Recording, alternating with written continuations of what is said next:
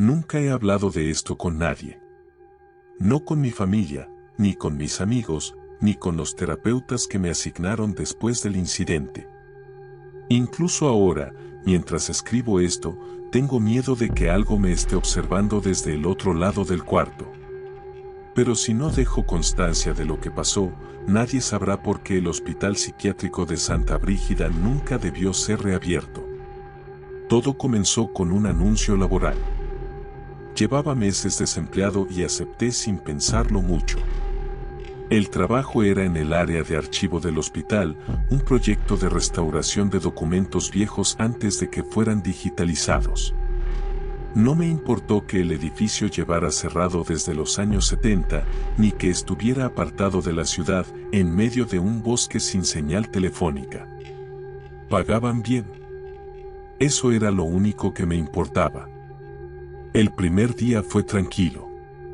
El lugar estaba polvoriento, con una arquitectura gótica que parecía sacada de una película de terror, pero dentro había luces eléctricas, cámaras y personal de restauración que trabajaba durante el día.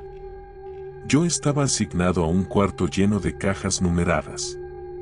Expedientes clínicos, fotografías, informes de médicos y fichas psiquiátricas.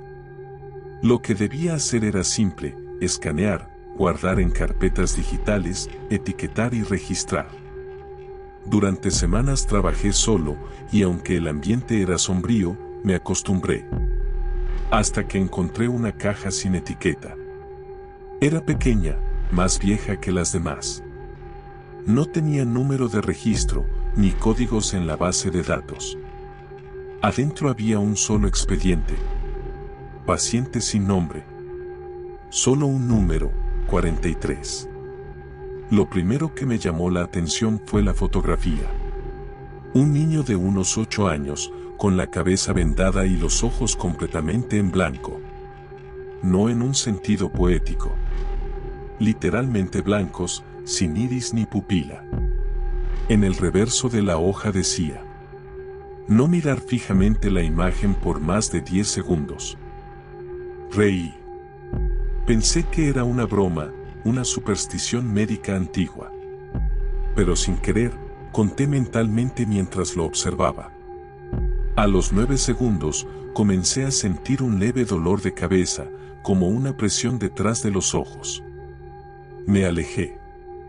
Fue solo una coincidencia, pensé. Seguí leyendo. El paciente había sido ingresado en 1969, sin antecedentes familiares ni identificación. Fue encontrado solo, en una carretera rural, balbuceando frases sin sentido y con severas lesiones craneales. Según los médicos, no comía, no hablaba, pero tampoco parecía morir. Dormía con los ojos abiertos. Y tenía un extraño comportamiento. Durante las noches, se sentaba en la cama, apuntaba con el dedo al personal, y horas después, alguien moría. Un auxiliar fue encontrado colgado con sus propias tripas. Una enfermera se suicidó lanzándose por las escaleras del 3er piso. Un médico murió quemado en su propia casa, en un accidente eléctrico. El expediente estaba plagado de muertes. Cada víctima había tenido contacto visual directo con el niño. Me estremecí. Casi cerré la carpeta. Pero algo me obligó a seguir. La última página estaba escrita a mano. No tenía fecha. Solo decía: no debimos intentar comprenderlo. No es un niño. No es humano. Él sigue aquí. Si encontraste este archivo, no lo mires a los ojos. Quema todo. Y reza que no sea demasiado tarde. Me reí nerviosamente. Hasta pensé en grabar un video para TikTok. Pero esa noche, ocurrió algo que me hizo borrar todas las bromas de mi mente. Cuando llegué al archivo a la mañana siguiente, la caja de paciente 43 ya no estaba. Pregunté a mis superiores, y nadie tenía registro de que hubiese existido. Insistí tanto que me enviaron con el jefe de restauración, el señor González, un hombre de unos 60 años. Cuando mencioné el número 43, palideció. Ese expediente fue destruido hace décadas. Me dijo con voz temblorosa. Nadie tenía autorización para abrirlo. Nadie. Yo lo encontré en la sala 4, junto a las cajas del año 1969. No. Eso es imposible. Insistí en que lo había leído, que lo había visto, que el archivo estaba entero. Incluso mencioné la fotografía del niño con los ojos blancos. Fue entonces cuando me tomó del brazo, apretando fuerte. ¿Lo viste? ¿Viste su rostro? Sí, bueno, una foto. No dijo nada más. Me miró como si ya estuviera muerto. Y me despidió. Así, sin más. Esa noche soñé con él. El niño del expediente estaba parado en el pasillo de mi apartamento. No se movía. Solo me miraba. No tenía párpados, ni boca. Cuando me acerqué, oí algo. No con los oídos. Dentro de mi cabeza. Una voz metálica que decía: ahora tú me perteneces. Desperté empapado en sudor, con la sensación de que no estaba solo. Desde ese día, las cosas se fueron deteriorando. Primero fueron los espejos. Cada vez que pasaba frente a uno, lo veía. A lo lejos, parado, mirándome. Luego, comenzaron los accidentes. Mi gato murió estrangulado con su propio collar. Mi vecino del 302 se arrojó del balcón la misma noche en que me vio mirar una vieja copia del expediente. Un amigo que vino a visitarme se desmayó al ver la foto que aún conservaba en mi celular. Y luego, el archivo en mi computadora desapareció. No lo eliminé. Simplemente dejó de existir. Busqué ayuda. Fui con un sacerdote que me dijo que había energías en ese lugar que no eran de este mundo. Fui con un médium que se desmayó cuando le mostré el nombre paciente 43. Finalmente, fui con una ex enfermera del hospital. Tenía más de 90 años. Cuando escuchó lo que le conté, lloró. Sabíamos que no era humano.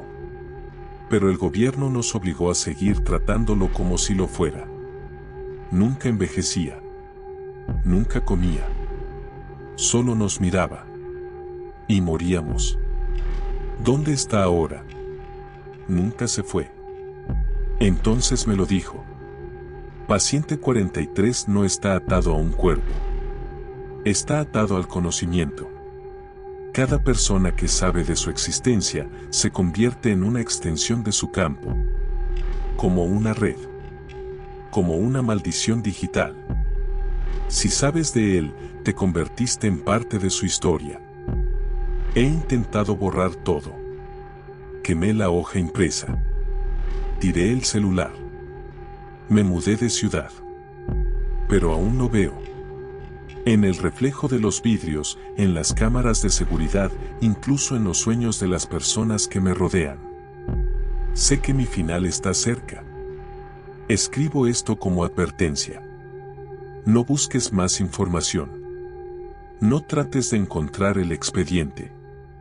No compartas su imagen. Porque ya no es un archivo. Ya no es un paciente. Ahora es una idea. Y las ideas no mueren. Si leíste esto completo, ya eres el paciente 44.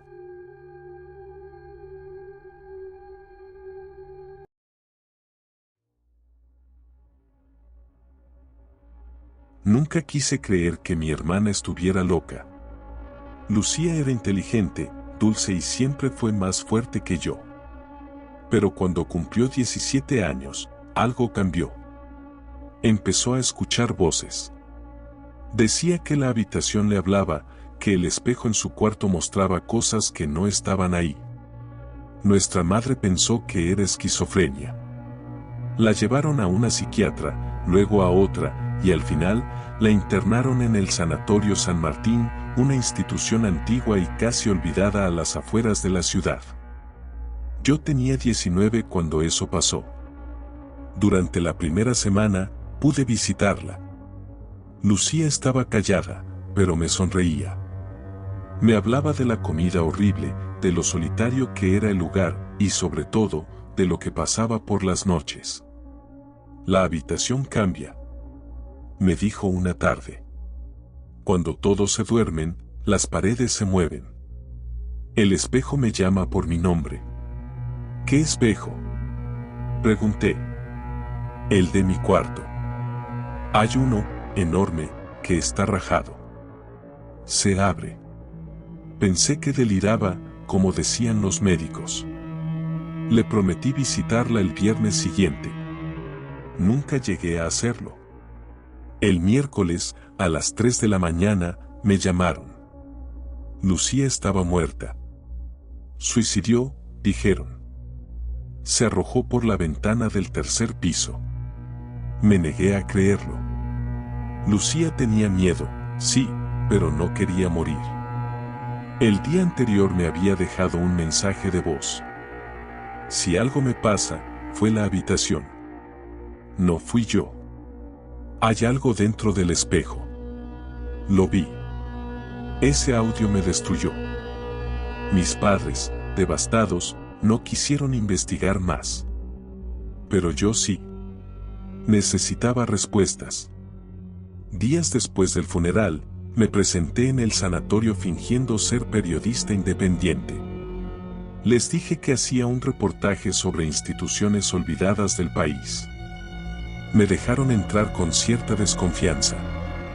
El lugar era tan escalofriante como lo recordaba: pasillos largos, techos altos, olor a humedad. En las paredes colgaban retratos antiguos de doctores, todos con rostros serios y ojos casi vacíos. Pude recorrer los primeros pisos sin problemas, pero cuando pregunté por la habitación 306, las miradas cambiaron. Esa sección está clausurada, dijo uno de los enfermeros. ¿Por qué? Por seguridad. No ha sido usada desde hace tiempo.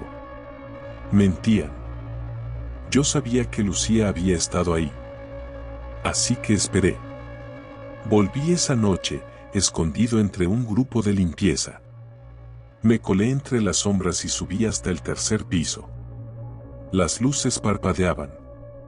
El pasillo olía a cloro, pero había algo más, un aroma metálico, como sangre seca.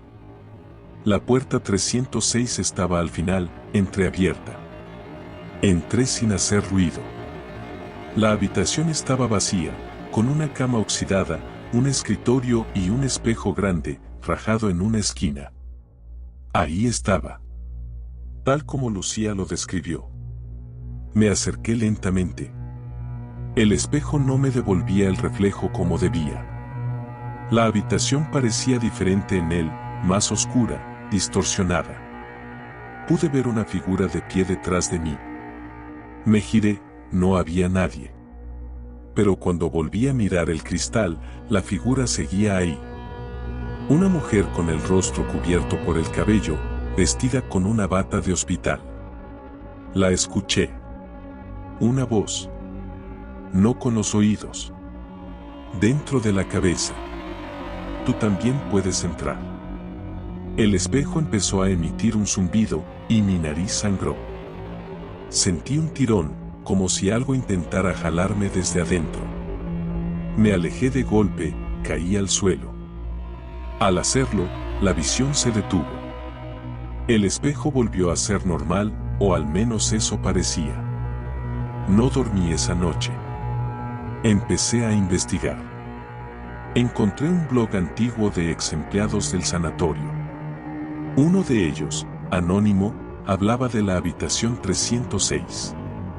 Esa habitación está maldita. Todos los que duermen ahí terminan escuchando lo mismo. Una voz en el espejo.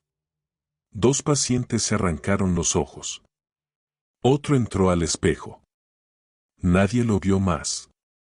Encontré también recortes de periódicos antiguos. En 1952, una paciente desapareció sin dejar rastro. Dormía en la 306. En 1966, una enfermera se suicidó. ¿Dónde dormía? En la 306. Y más casos. Siempre la misma habitación. Mi hermana no estaba loca. La habitación la eligió. Volví una última vez. Entré de noche, con una linterna, una cámara y un espejo de bolsillo. Quería comprobar si el fenómeno se manifestaba con otro reflejo. Lo hizo. Mientras me grababa, apunté la linterna al espejo principal y al mismo tiempo al de mano. Lo que vi fue imposible. Mi rostro cambió. En el espejo de la pared, yo tenía la cara pálida, los ojos hundidos, una sonrisa que no era mía. Detrás, el fondo de la habitación se deshacía como niebla. Y vi a Lucía. Parada, mirando fijamente, con una bata blanca, los pies descalzos ensangrentados. No habló. Solo levantó una mano. Me señaló. Grité. Lancé el espejo al suelo. Se rompió. El otro espejo comenzó a temblar. Las paredes de la habitación se ondularon. Del espejo rajado surgió una grieta más grande y un brazo. Un brazo humano, delgado, huesudo, cubierto de cortes. Y luego, una voz gutural. Uno más. Uno más. Uno más. Corrí. Ni siquiera me detuve en la puerta. Me lancé por las escaleras. Salí del hospital y no volví nunca. Días después, me contactó una mujer mayor, que había visto mi publicación en un foro de fenómenos paranormales. Dijo haber trabajado en San Martín en los 70. La habitación 306 no fue construida. Estuvo allí antes que el hospital. ¿Qué significa eso? Cuando hicieron las obras, los obreros hablaron de un cuarto que no estaba en los planos. Intentaron sellarlo. ¿Y no lo hicieron? No pudieron. Cada vez que lo sellaban, aparecía en otro lugar. ¿Y el espejo? Ese espejo no es un objeto. Es una entrada. Nadie sabe a dónde lleva. Solo que no se debe mirar. Le pregunté si había forma de cerrarlo. Sí. Pero necesita un reemplazo. El último que lo intentó, nunca volvió. No sé por qué no me llevó con él. ¿Por qué no me arrastró aquella noche? Tal vez no estaba listo.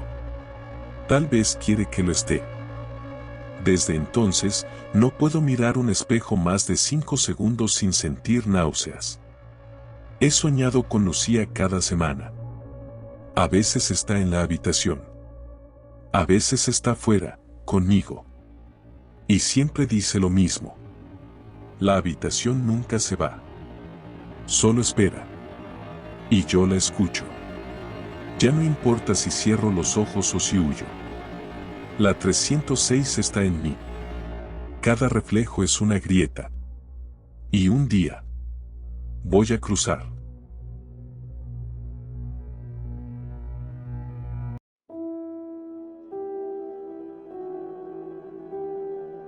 Nunca pensé que acabaría en un hospital psiquiátrico. Pero después de que el intento de suicidio, no me dejaron opción. Tenía 25 años, una vida sin sentido y un historial de ansiedad y depresión tan denso que mis padres, por desesperación, firmaron los papeles para internarme en el Hospital Mental de San Damián, un lugar apartado, silencioso, con muros grises y personal que hablaba bajito, como si los secretos flotaran en el aire. La primera semana fue un infierno.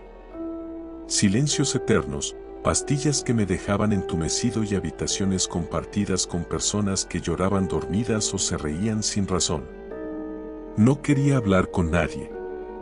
Hasta que conocí al doctor Emilio Carranza. Era distinto a los demás. Alto, delgado, de cabello peinado hacia atrás y ojos que no parpadeaban mucho. Vestía siempre de traje, aunque sin bata, y su voz era suave, casi hipnótica. ¿Puedo sentarme? Fue lo primero que me dijo. No tengo opción, ¿verdad? Siempre hay opción. Lo importante es que tú quieras hablar. No que debas. Fue la primera persona que me habló como si no estuviera roto. Las sesiones con él no eran como las otras. No había anotaciones, ni computadoras, ni test. Solo él, un bloc de notas que nunca parecía escribir, y una pregunta cada día. Preguntas que dolían. Preguntas que desenterraban cosas. ¿Cuándo fue la primera vez que pensaste que tu vida no valía nada? ¿Cuál es el recuerdo que más desearías olvidar y por qué lo mantienes vivo? No sé cómo, pero cada sesión me hacía sentir más humano. Como si realmente estuviera sanando. Comencé a comer. Dormía mejor. Incluso empecé a escribir de nuevo, una vieja pasión que había abandonado años atrás. Él me sonreía, orgulloso. Estamos haciendo un gran avance. ¿Cuándo podré irme? Cuando entiendas la verdad. ¿Qué verdad?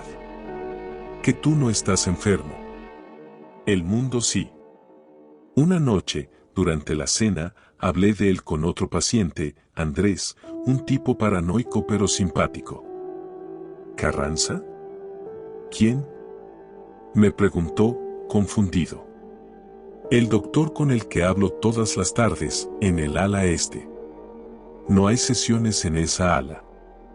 Solo habitaciones cerradas. ¿Qué dices? Voy cada día a la 212. La 212 está clausurada desde hace años.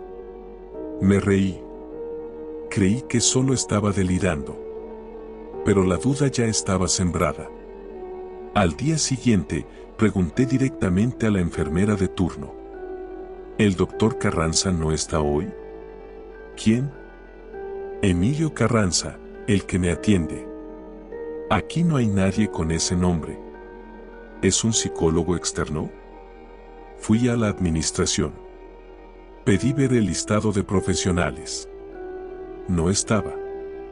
Busqué en los expedientes digitales. No existía. Incluso revisé mi propio archivo clínico. Las sesiones no estaban registradas. Era como si nunca hubieran ocurrido.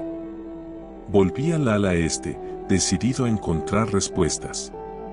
Toqué la puerta 212. Cerrada. Me colé por una ventana rota del costado del pasillo, empujé desde dentro y entré. La habitación estaba cubierta de polvo.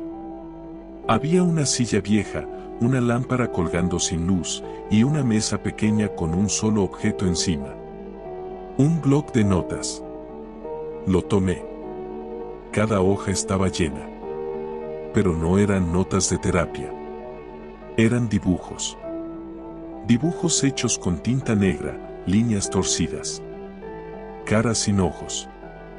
Pacientes gritando. Un hospital en ruinas.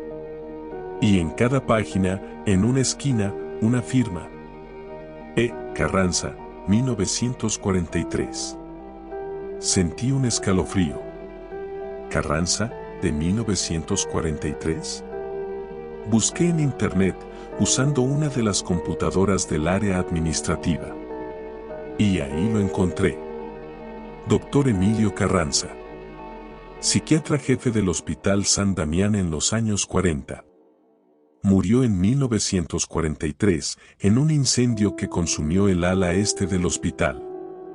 Según los reportes, el fuego comenzó en la habitación 212. Ningún cuerpo fue recuperado.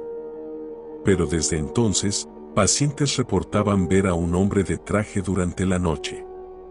Un hombre que hablaba con ellos, que los ayudaba.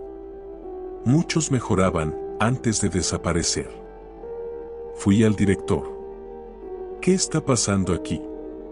¿Quién era Carranza realmente? ¿Dónde escuchaste ese nombre? Lo vi. He estado en sesiones con él. Eso no es posible. Me miró como si estuviera viendo a un fantasma. Y entonces me dijo: hace años, varios pacientes aseguraban recibir terapia con alguien que nadie conocía. Y todos ellos terminaron desapareciendo. ¿Cómo que desapareciendo? Sin dejar rastro. Como si nunca hubieran existido. Pero, ¿por qué nadie hizo nada? El director bajó la voz. Porque es más fácil negar a un muerto que enfrentarse a él. Volví a la habitación 212 una última vez. Me senté. Lo esperé. No tardó en aparecer. ¿Estás asustado?, preguntó. ¿Quién eres en realidad? Ya lo sabes. ¿Por qué me estás ayudando? Guardó silencio. Y entonces lo vi. Por primera vez, sus ojos. No eran ojos humanos. Eran pozos oscuros, sin fondo. No reflejaban la luz. Yo no soy un terapeuta. Soy un eco. ¿Un qué? Una idea que no pudo morir. Entonces, ¿por qué vienes a mí? Sonrió. Una sonrisa demasiado ancha. Porque tú estás listo. ¿Listo para qué? Se acercó. Para dejar de existir aquí y seguir en otro lado. ¿Qué quieres decir? Me mostró el bloc de notas. No eran dibujos esta vez. Era mi vida.